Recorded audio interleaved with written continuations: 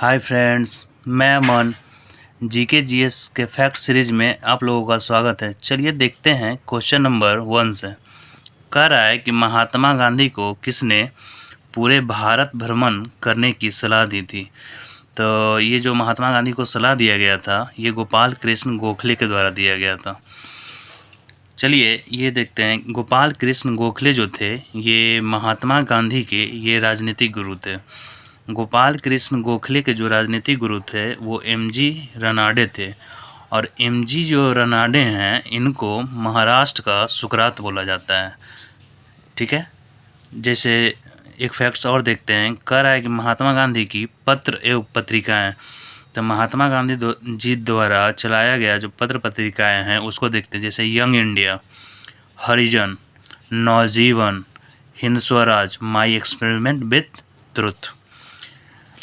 एक servant of India society, इसकी जो स्थापना है वो गोपाल कृष्ण गोखले के द्वारा 1905 ईस्वी में किया गया था। क्वेश्चन नंबर 2 को देखते हैं। कह रहा है कि सहायक संधि में शामिल होने वाला पहला रियासत कौन है। तो वो जो पहला रियासत था वो हैदराबाद के निज़ाम थे। कब ये शामिल हुए थे? तो 1798 में। सहायक संधि की पद्धति को लॉर्ड वेलेस्ली ने शुरू किया था। लॉर्ड वेलेस्ली जो था उसका कार्यकाल कब से कब तक रहा है? 1798 से लेके 1805 ईस्वी तक। सहायक संधि करने वाला जो राज्य है वो कौन कौन है? हैदराबाद 1798, मैसूर 1799, तंजौर अक्टूबर 1799, उसके बाद अवध 1801 और उसके बाद पाँचवा में आपका है पेशवा 1802। इसको एच से हैदराबाद, एम से मैसूर और टी HMT से याद रख सकते हैं। और AP देखिए, इंदौर के होलकरों ने सहायक संधि को स्वीकार नहीं किया था, याद रखिएगा। चलिए क्वेश्चन नंबर 3 को देखते हैं। कह रहा है कि भारत सरकार का प्रथम विधि अधिकारी कौन होता है। तो भारत सरकार का जो प्रथम विधि अधिकारी होता है वो भारत का महान्यायवादी होता है। भारत का जो महान्यायवादी है इसकी चर्चा अनुच्छेद 76 में किया गया है। जिस तरह से भारत के लिए प्रथम विधि अधिकारी भारत का महान्यायवादी होगा, उसी तरह राज्य के लिए महाधिवक्ता होता है। जैसे राज्य के जो महाधिवक्ता है इसकी व्यवस्था अनुच्छेद 165 में किया गया है। राज्य का ये सर्वोच्च कानूनी अधिकारी होता है। जैसे भारत का जो महान्यायवादी है इसकी नियुक्ति राष्ट्रपति करता है तथा वह उसके पश्चात प्रयत्न पद धारण करता है। ये जो भारत का जो महान्यायवादी होता है ना, तो ये संसद का सदस्य होता है, न ही किसी मंत्रिमंडल का सदस्य होता है। लेकिन ये संविधान, ये क्या बोलते हैं, संसद के किसी भी सदन में इसे बोलने का अधिकार है, लेकिन मत देने का अधिकार इसे नहीं है, याद रखिएगा। क्वेश्चन नंबर 4 को देखते हैं। कह रहा है कि भारत की राष्ट्रीय आय को सबसे पहले किसके द्वारा मापा गया था। तो ये जो मापा गया था आपका वो दादा भाई नौरोजी के द्वारा मापा गया था।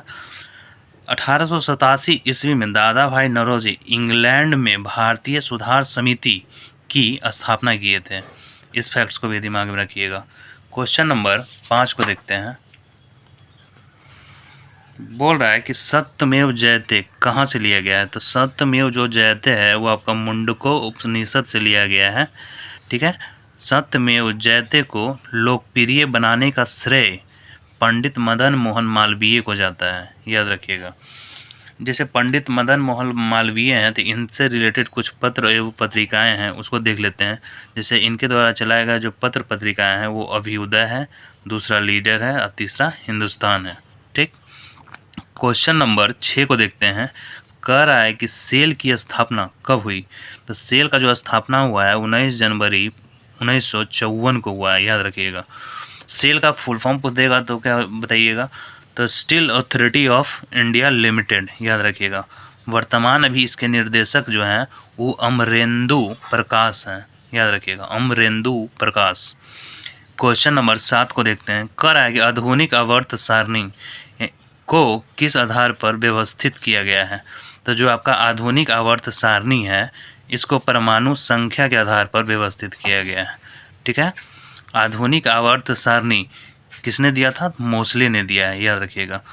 देखिए आधुनिक आवर्त सारणी में कुछ जैसे आपका पूछ देता है कि अल्कलाइन मेटल और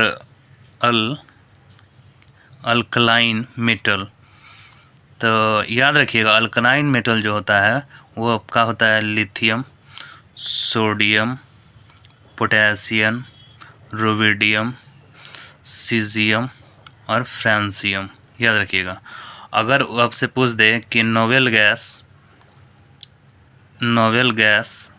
या इसको जीरोज गैस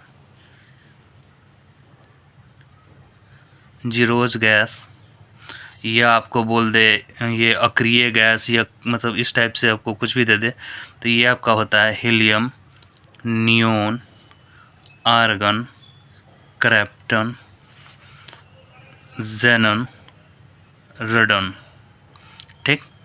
उसी तरह से आपका ये क्या बोलते हैं अल्कलाइन अर्थ मेटल, तो उसके जस्ट लिथियम के बाद बेरिलियम, मैग्नीशियम, कैल्शियम, ये बेरिलियम, मैग्नीशियम, कैल्शियम ऐसे करके जितना भी मेटल होगा वो सब आपका अल्कलाइन अर्थ मेटल में आ जाएगा।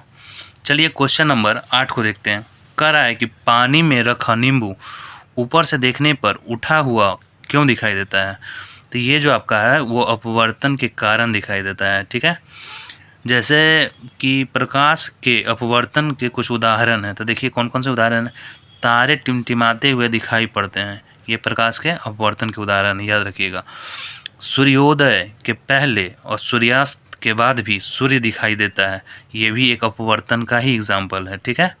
क्वेश्चन नंबर 9 को देखते हैं। कह रहा है कि 1556 में पानीपत की दूसरी लड़ाई किसके बीच हुई थी?